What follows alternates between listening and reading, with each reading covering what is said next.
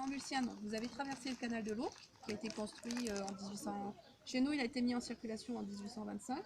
Mais ensuite, vous avez traversé, c'est assez discret, mais il y a un pont qui traverse l'Ourcq, juste derrière le passage à niveau. Et le château n'a pas été construit là par hasard. Il s'appelle le château du Houssois, parce qu'il devait certainement y avoir un bosquet de houx. Donc on est quand même dans un secteur très forestier. Et il devait contrôler la circulation commerciale sur l'Ourcq, parce que ça a été quand même un axe de navigation important. Aujourd'hui, la rivière témoigne plus de ce qu'elle a été, puisqu'il y a 80% de son débit qui est prélevé pour le canal de l'Ourcq. Mais il faut imaginer une rivière où circulait beaucoup de marchandises et notamment du bois. Parce que l'Ourcq permettait d'acheminer le bois de la forêt de Villers-Cotterêts, donc la forêt de Retz, jusqu'à Paris. Donc les fagots, on appelait les coterets, mais aussi le bois de construction. Donc c'était du bois floqué.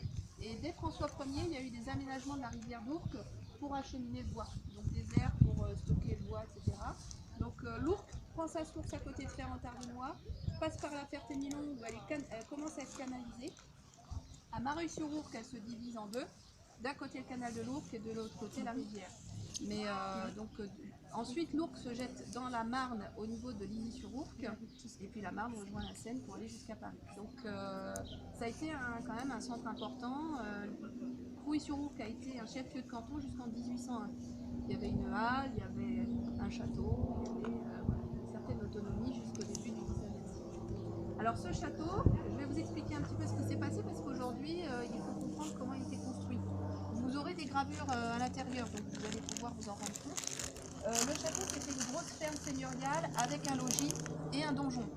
Donc la ferme seigneuriale, vous la verrez, donc la forme actuelle de la cour de la ferme correspond certainement bien à la taille que faisait le château au début.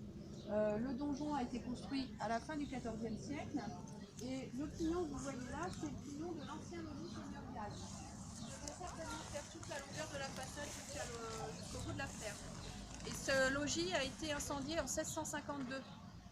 En 1652, on est à l'époque de la fronde des princes. Louis XIV est encore jeune, c'est l'époque de la Régence.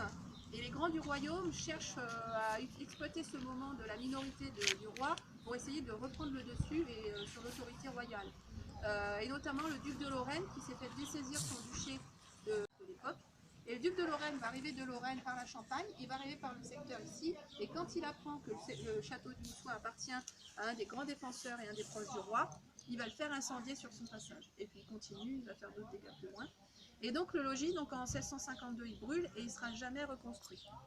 Donc aujourd'hui, il nous reste le donjon et la ferme, qui sont aujourd'hui deux parcelles cadastrales différentes. Je vais vous montrer, on va contourner le donjon et je vais vous montrer l'intérieur, enfin l'ancien pont-levis et l'intérieur du pignon, comme ça vous verrez les cheminées, ça vous aidera à reconstituer les logis. Alors attention.